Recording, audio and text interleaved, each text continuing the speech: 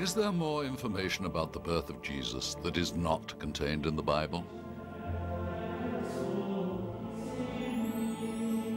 What was the mysterious light in the sky on the first Christmas? Where did the Holy Family go to escape the death warrant of King Herod?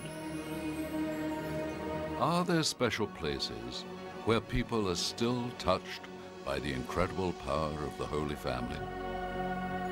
Tonight, we will uncover the miracle of the first Christmas.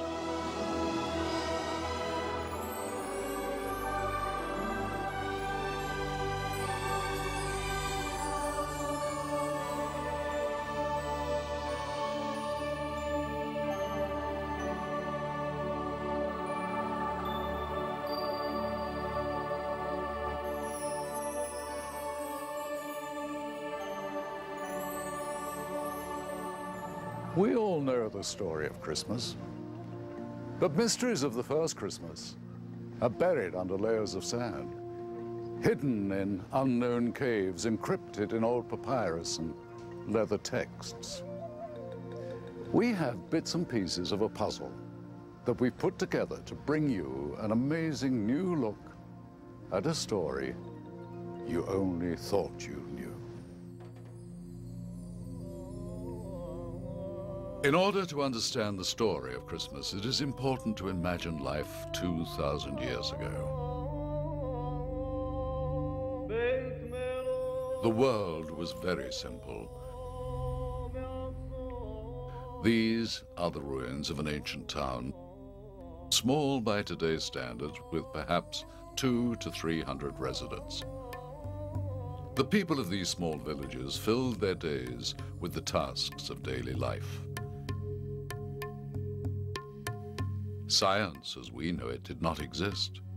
People believed the sky separated Earth from the divine.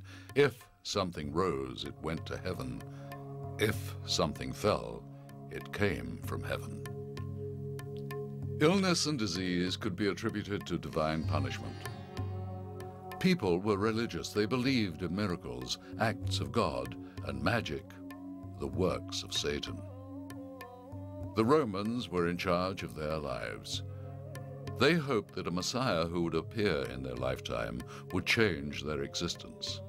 The stories they told reflected the simple life they led. One of the most striking things about life in Palestine at the time of Jesus would have been its sheer diversity of population.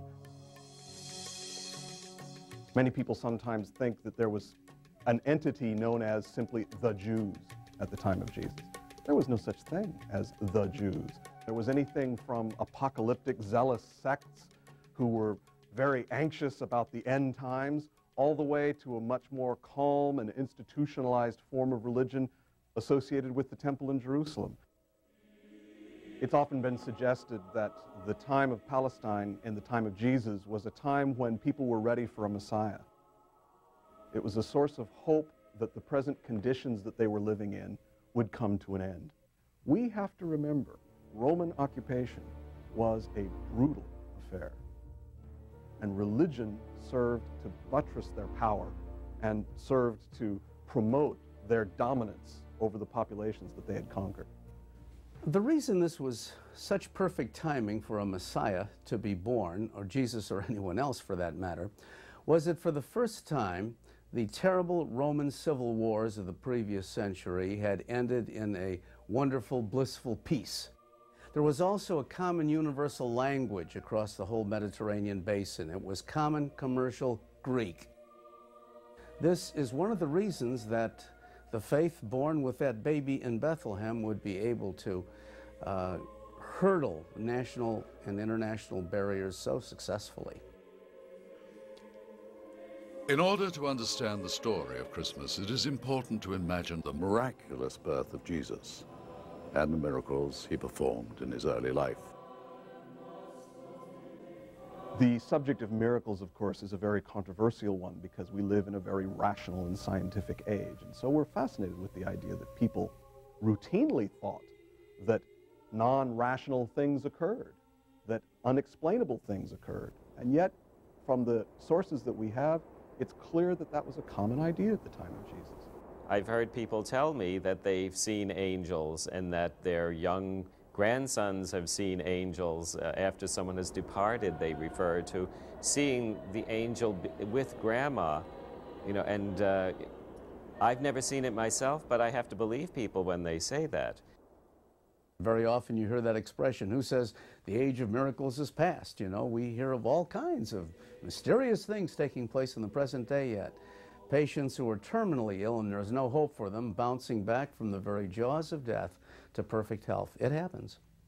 I think that it is foolish for someone to say there is no such thing as a miracle. By their very nature, you cannot prove a miracle. If it is repeatable, then it's not miraculous. Miracles are a phenomenon of faith, and they are intended to be a part of faith journeys. Now, this faith thing is a very, very important human response to what is happening here. And God, who wired us, I think wants that human response called faith, because then we invest ourselves in what we believe. So, what I'm trying to say is there is enough that has been provided for us in the historical records outside the Bible and in the archaeological evidence outside the Bible and in the geographical considerations that you can find over there that show that the faith has a very firm intellectual basis. And it's not blind or dumb at all, but it is our response, which is terribly important as far as this great plan is concerned. The story of the first Christmas gave birth to a new religion that has inspired the faith of millions of people for over 2,000 years.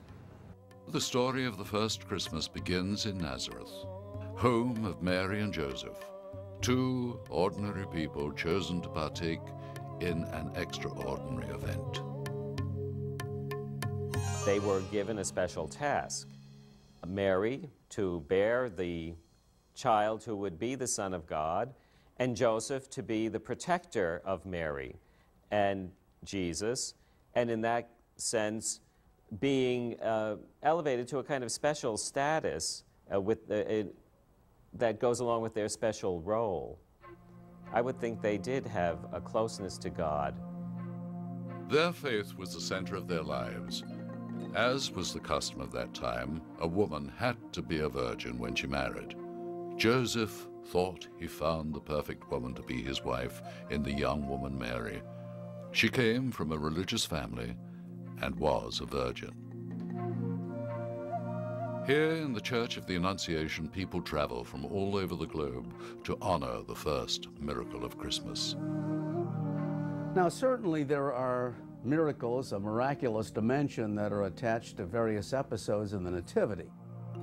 According to the New Testament, the angel Gabriel appeared under unique circumstances to this wonderful little peasant girl, Mary, probably not more than 15 years old, and she was told that she would be the mother of the great messianic figure. And it's remarkable, her acceptance. She says, so be it. She makes a fabulous statement. So often it's overlooked. It goes like this: behold, in the future, all generations will call me blessed. Now that turned out to be not an empty prophecy at all. Every generation since that first Christmas, more and more people have called her blessed because of what happened at that time. That is unlike anything we find in all of antiquity. That event took place in this cave. Mary's trust in the angel's message has inspired millions to journey here to renew their faith. Archaeological excavations reveal evidence of pilgrimage as early as 350 AD. As Christianity grew, so did visits of the faithful. A small chapel honors the second miracle. And then, of course, we have the angelic appearance to Joseph. Joseph, who's engaged to this woman and certainly hasn't married her yet, finds out that his fiancée is going to have a child. Well, Joseph did what any man would normally do at that point. He would break off the marriage plans, and he was ready to do exactly that until he also was visited by the angel the angel explained what an unusual child was on the way. Roman Emperor Caesar Augustus ordered a census. Joseph and Mary set out for Bethlehem. The Roman emperor at the time was Augustus. As a matter of fact, he's the one that Luke first mentions in his nativity account. And his censuses, by the way, were rather famous. It was that middle census of 8 BC, which started a chain of events that brought the Holy Family down to Bethlehem. The census demanded that all citizens return to their place of birth. Bethlehem was the home of Joseph, so he and Mary set out. The journey from Nazareth to Bethlehem could take well over a week when traveling by foot or mule. Longer still, if made by a pregnant woman. When they reached Bethlehem, the time came for Mary to deliver her child. Joseph searched for a room, but the small town had no vacancies. According to one of the earliest church fathers, he knew Bethlehem and knew the account, and so he said that Jesus was born in a grotto or a cave or a cavern that was used as a stable. So it was in one of these grottos that Jesus was born. And on that night in Bethlehem, Jesus, the child of Mary and Joseph, was born.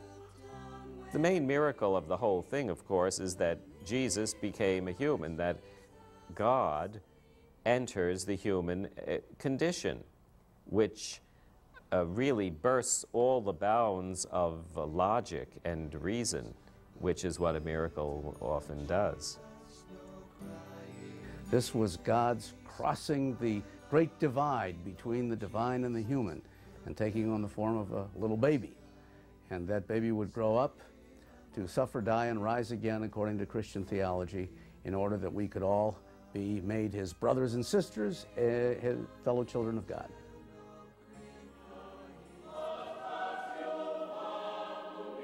According to Luke's gospel, when the shepherds announced the good news about the birth of a Messiah in Bethlehem, the heavens opened up and there was a heavenly choir which said, "Glory to God in the highest and peace on goodwill toward men."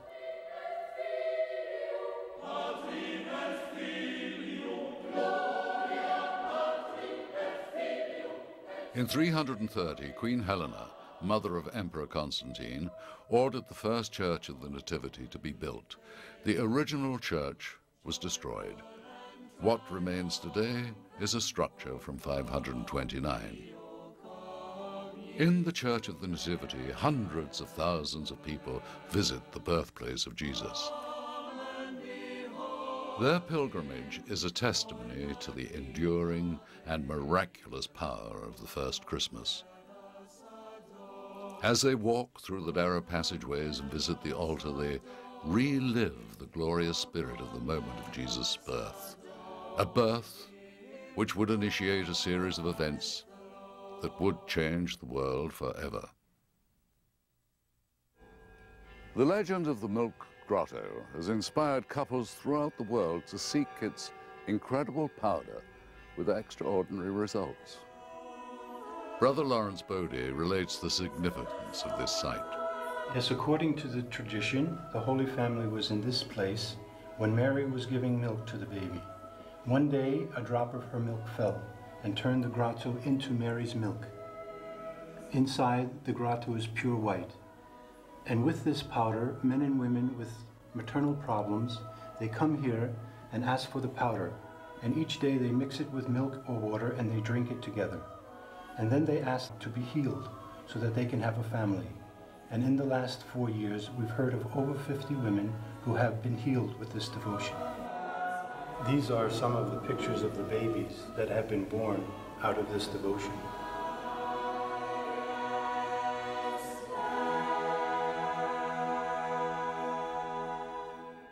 We found numerous accounts where these miracles have occurred, but in the story you're about to see, not only was the couple blessed with a child, but the spirit of the Holy Family saved the baby's life.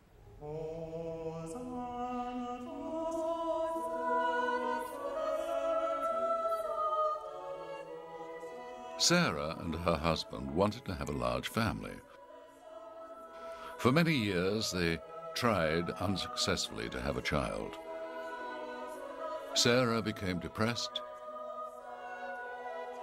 Her husband, Samson, suggested they talk to someone. I keep telling her things will work themselves out, but she won't listen to me. Sarah thought she and Samson were being punished for some unknown reason. We are good people. We don't ask for much. Sarah, calm down. Getting upset is not going to help the situation. But we have so much love to give. I mean, why has God forgotten us? Sister told us to visit the milk grotto and pray for a miracle. Just open your heart, and you'll find your way to Him. In her heart, Sarah knew that Sister King was right. She suggested they put their faith in the milk grotto.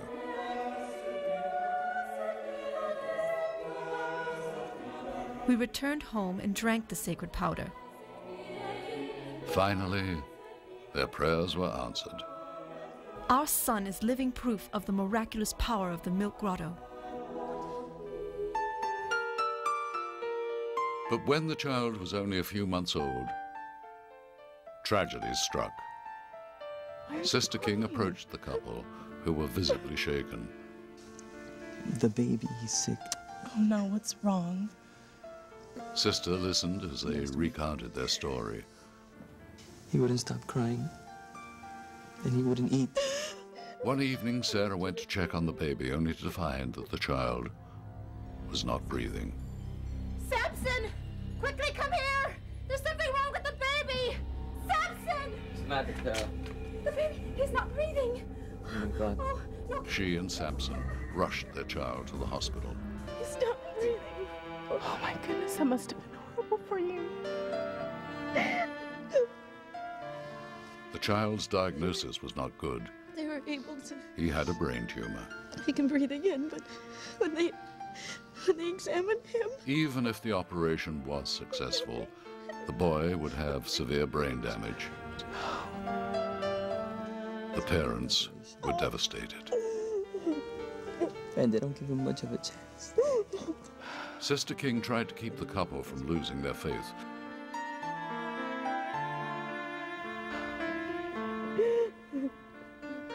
When Sister heard about our child, she told us to return to the milk grotto and make a devotion. She assured us that if our prayers were answered before, they would be again. This is what you should do. I want you to pray.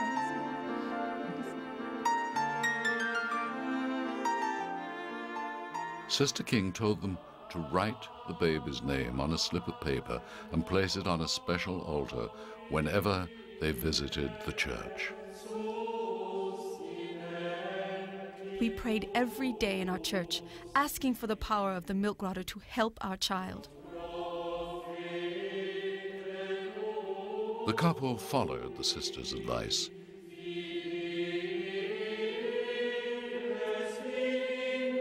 Each day for a month they visited the church and placed a prayer note on the altar.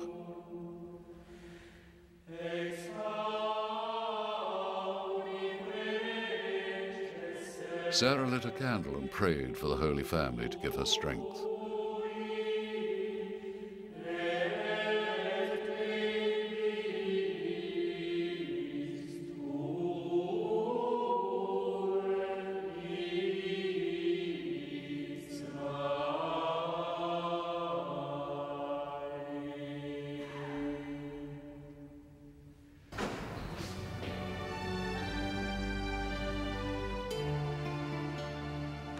This came for you. I wanted to send this letter because I didn't know if I could express my feelings in person. The night before the baby's surgery, something miraculous happened. I was sitting by the window holding the baby when a brilliant light filled the room.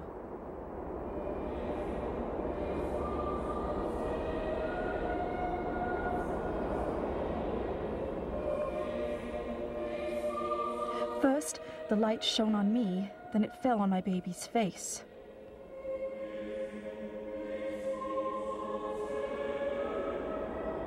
and at that moment I knew that my prayers were answered, that the miraculous power of the first Christmas had passed through the milk grotto and into our lives.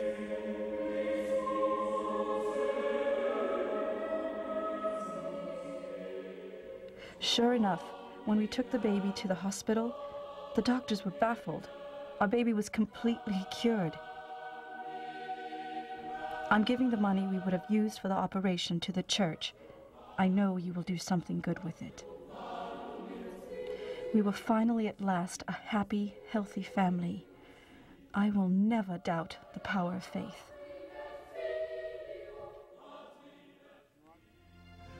The next miracle appeared in the sky. It was a star that shone so bright that it could be seen for thousands of miles. In Persia, this star attracted the attention of 3 kings or magi. They were searching the heavens for a sign foretold in their prophecies, a sign that a king would be born. What they saw that night is known to us today as the Star of Bethlehem. What star was powerful enough to attract the attention of the wise men hundreds of miles away?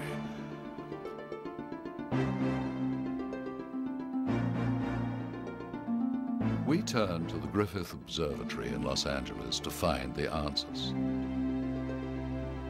Most astronomers believe we should look at what the planets were doing if we want to know what the star was. And that's because the Magi were astrologers. You'll often hear that the star led them to Jerusalem and then on to Bethlehem. But I don't believe that's the case. The star marked the fulfillment of the prophecies. When the Magi saw the star, whatever it was, that told them that these prophecies had been fulfilled. They had to interpret this celestial sign. But the star didn't lead them anywhere. It didn't guide them anywhere. They saw the star and they said, aha, it's time to act. So the question is, what star, or really what sign in the sky, would be sufficiently exciting to get the Magi excited and on their way?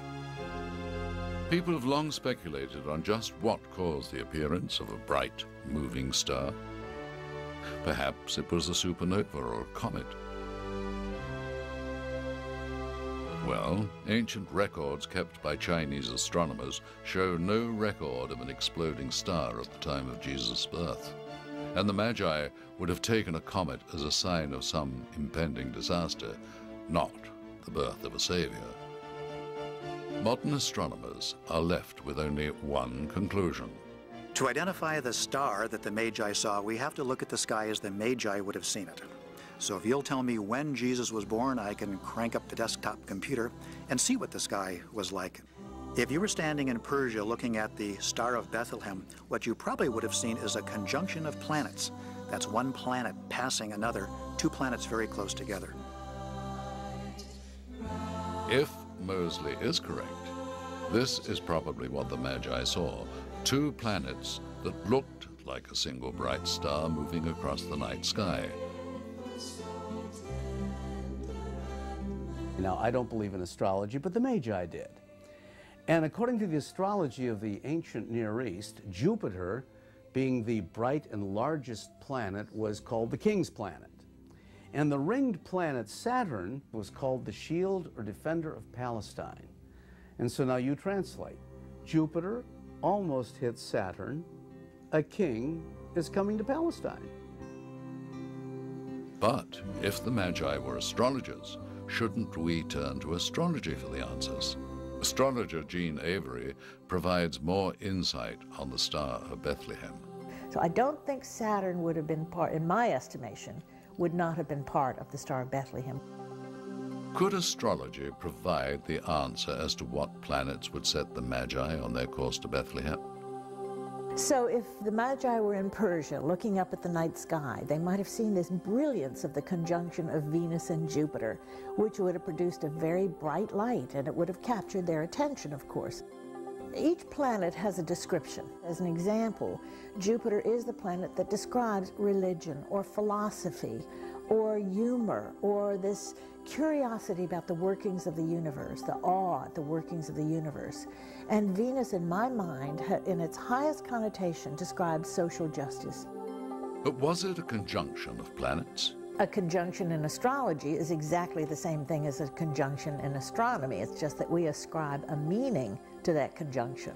And the meaning of the conjunction of Jupiter and Venus is great good fortune. Harmony, beauty, pleasure, love, everything that could be wonderfully, positive in one's life. But not everyone thinks that scientific proof is a necessary element to the Christmas story.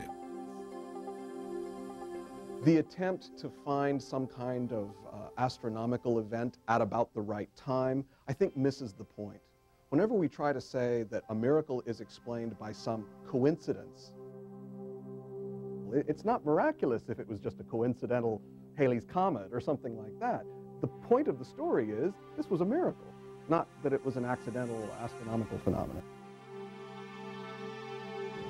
Even as the miracle of the virgin birth took place in Bethlehem, there was another piece of this miraculous story unfolding in the east. 3 magi, or wise men, had already seen a sign in the night sky. A sign that a great king would be born in Judea. We don't have definite information on this, but apparently there were Zoroastrian priests. As far as how many of them there were and who they were, this is all later legend. All we know is that magi came from the east, and that's really the limit to our knowledge of who these specific people were. The principles of Zoroastrianism include the belief in an afterlife and the continuous struggle between the universal spirit of good against the spirit of evil. The good ultimately prevails.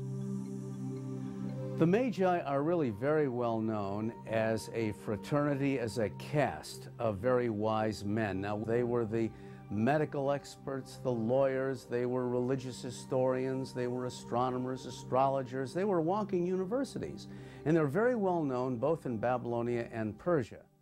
What we know is that the names of the wise men and the fact that one of them was traditionally black, for example, that Casper became African, for example, or black, is an interesting and charming tradition, but we know it doesn't go back very far. But is it more important to know who the Magi were or what they represented?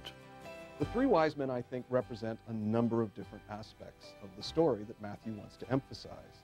For one thing, it emphasizes that Gentiles even are understanding the significance of this birth. It's borrowing the idea of, well, people in the East are very wise. They know such things. And so there's a kind of validation of this event that is lent to this by the arrival of 3 wise people. Symbolism is important, but what other factors might affect the interpretation of their gifts? The gifts of the wise men in its original setting undoubtedly simply represented that these are symbols of Gentiles, foreigners, recognizing that the birth of this child will have cross-cultural significance. 3 gifts are mentioned: gold, frankincense, and myrrh. Gold, a royal symbol, and also very handy to have as traveler's checks later on when they make that flight to Egypt. Frankincense, to indicate the priestly function of Jesus in the future. And myrrh, that's an interesting salve used medicinally, and it was also used to embalm bodies after death. So in a sense, you have these very prophetic gifts that were given Jesus right at his birth. The Magi followed the star to Jerusalem, where they hoped to find the newborn king. But the Magi weren't the only ones to notice the Star of Bethlehem. It also caught the attention of King of Judea, Herod. They follow it, and the first place they come, since they interpret the star as a portent of an important royal birth, so naturally where they go is the palace in Jerusalem, where Herod, the king, resided. Herod was a killing kind of guy. He managed to get the kingdom through influential connections in Rome. He was a person who was known to be quite brutal to anyone who would threaten the security of his own throne. Whenever he suspected that there would be a rival, he killed them, no matter what age they were, no matter who they were. He arranged some pretext, and he had them strangled or beheaded or killed in one way or other. He was not interested in a new king being born. He was quite happy with the king that he represented right then and there. The whole portrait that we get of Herod from the pages of Josephus, first-century Jewish historian, almost an eyewitness, compares exactly with the portrait we get of Herod in Matthew's Gospel. Once the Magi told him about the child, Herod became interested in finding this newborn king.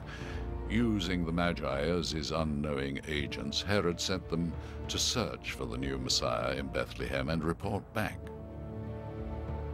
They visit Jesus, they find him, they offer him their presence, and then they're told through a vision experience that Herod really is up to no good, and they bypass Jerusalem and go back directly to home, and that leaves Herod with the suspicion that there's a rival somewhere nearby, but he doesn't know who it is. After Herod realized the Magi had tricked him, he proclaimed his edict that all boys under the age of 2 in Bethlehem be rounded up and slaughtered. Historical records of the time make no mention of this horrible event, leading some modern scholars wondering if it ever happened at all. I think the reason so many people doubt this episode is because they think too many babies were killed. You know, some say hundreds of Jewish boy babies killed, but that's wrong. Bethlehem is only 1,500 people, maybe 2,000. Do an actuarial study of a town that size, you wouldn't have more than 20 babies, 2 years old and under, half of them the wrong sex. So we're talking about only 10 to 12 babies. There's no physical evidence to support the actual massacre of the infants, but Josephus tells us that in his last days, Herod was planning something far worse than killing the babies of Bethlehem. Herod was worried that nobody would mourn his own passing, and so he was going to give them something to cry about. He asked his dear sister Salome to arrest all the Jewish leaders in Palestine and have them brought into the hippodrome outside his winter palace at Jericho. And the moment his death was announced, they were to be murdered in cold blood. Why? So that thousands of households would be crying at the moment Herod died. Now, is that the sort of sweet fellow who could have killed 10 babies in Bethlehem? I do think so. But thanks to a warning from an angel, the Holy Family fled into the desert, beginning a long journey toward Egypt.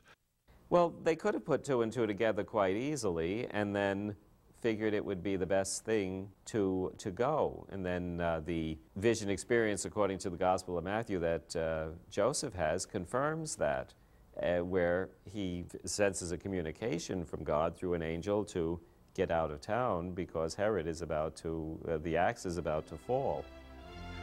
As for the Magi, they returned to some unknown place in the east, leaving behind only the story of their visit.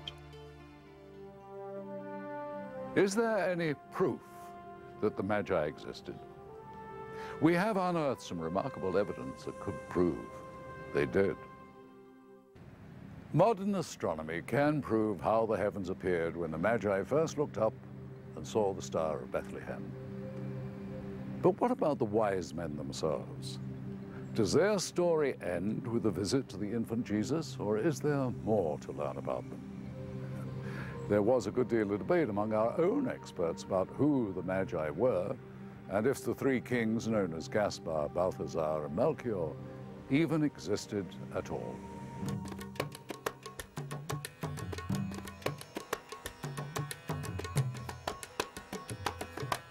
In modern times, the 3 Magi, Gaspar, Balthazar, and Melchior, were thought to be a fable.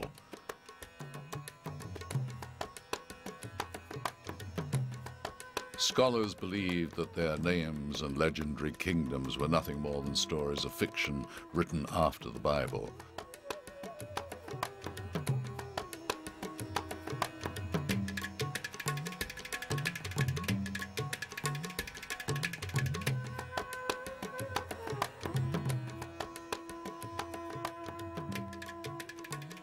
But when archaeologists began to search around the area of Quiquajar by the Iran-Afghanistan border, their digging revealed some intriguing clues that the kingdom of at least one of the Magi, King Gaspar, had actually existed. Look.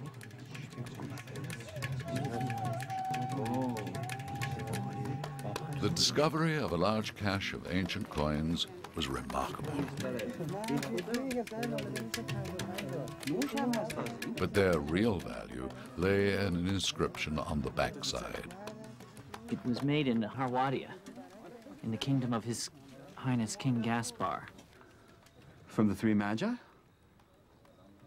Yes, one of the three wise men. It was a stunning revelation.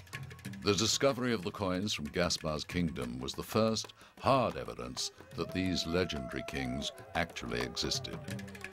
But the discovery of the coins was not the end of the story. In fact, it was only the beginning of a quest to discover the actual lost kingdom of Gaspar. When an American archaeologist working in Cairo heard rumors about the discovery of the coins, he decided to pursue the mystery further. Welcome, welcome. Thank you. I'm looking for an old coin. Well, look here, my friend. I have many ancient coins for you. No.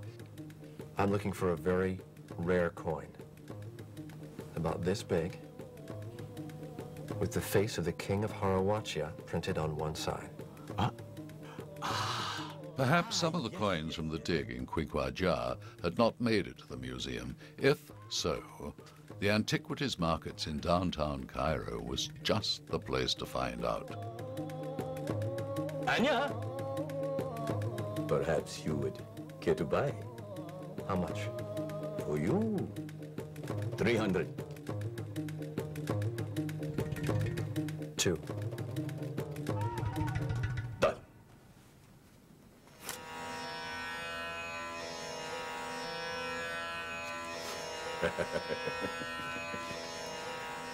This is Gaspar? Ah, yes, Gaspar. Where was it found?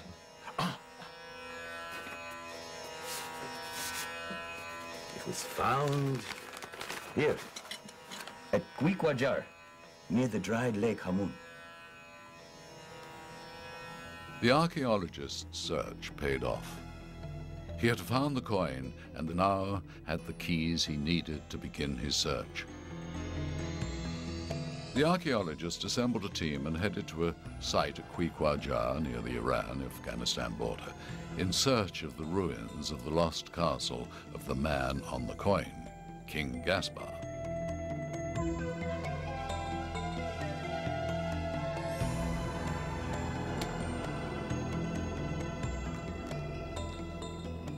Day 15. We're still digging, but without any major find to report.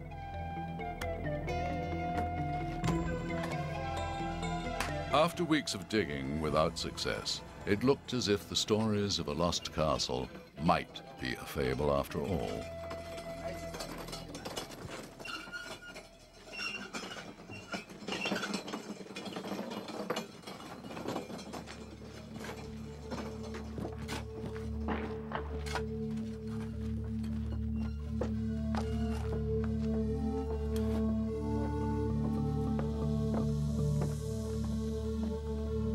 With time running out, the entire expedition was becoming a futile effort.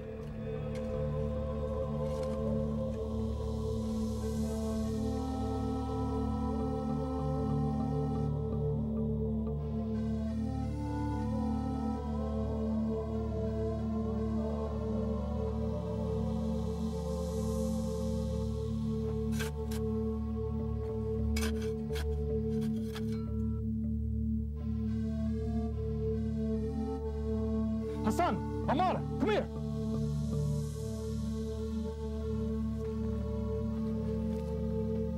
Professor! Professor! Professor! Professor!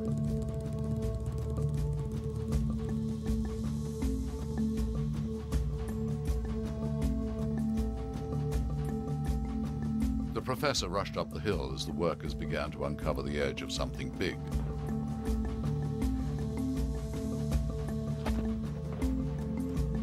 part of a building. It's a foundation. Find the edges, clear away this dirt. They had found the foundations of Gaspar's castle.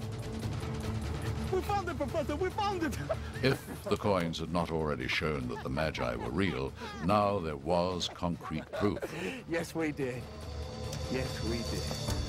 But the story of the wise men does not end there. 16 centuries earlier, there'd already been an even more compelling discovery made by a Roman empress. Helen was the mother of the first Roman emperor to become a Christian, Emperor Constantine. As a devout Christian herself, Helen traveled the world building churches on holy sites and searching for relics of Jesus' life. Look, can you see it? On one such expedition, a young man dared to approach the Queen with news of a miraculous find. Helen could not believe her eyes. She had found the cross upon which Jesus himself was crucified.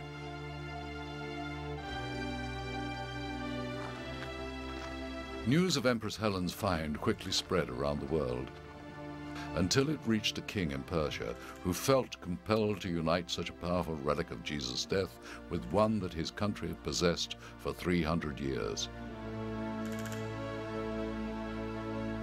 A relic of Jesus' birth.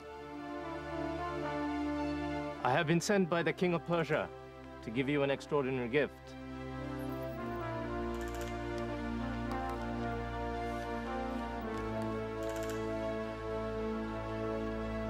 Is this true?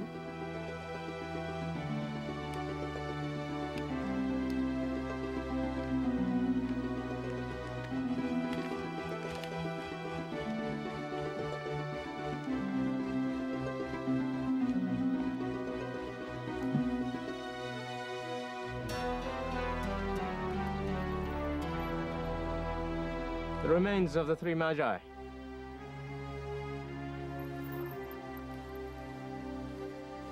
The Empress decided that the best place for this miraculous discovery was the church where she had been baptized in Milan.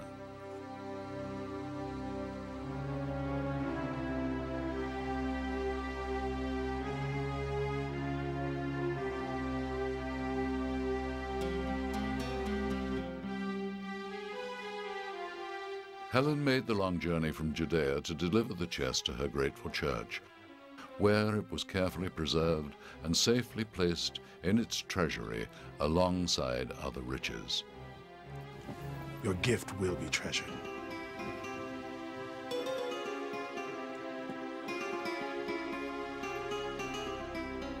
The remains of the three kings rested undisturbed in the church for 800 years,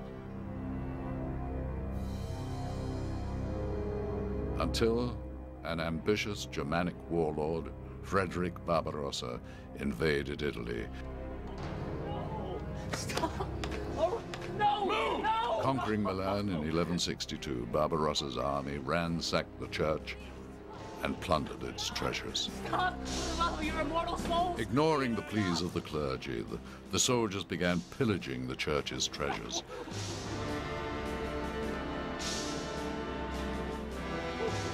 At first, the soldiers busied themselves with the obvious valuables, but when they turned their attention to the chest, they had no idea of the significance of what lay inside. The priests' protests were no match for Barbarossa and his army. No! No! You can't do this! No! Barbarossa had to discover what was in the chest. No! Please!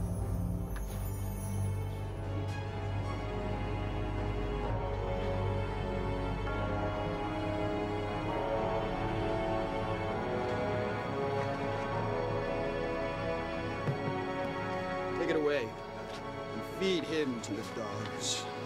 No! No! No, you can't! No! Barbarossa crowned himself king in Milan and sent the relics of the three Magi back to Germany, where they are still guarded to this day.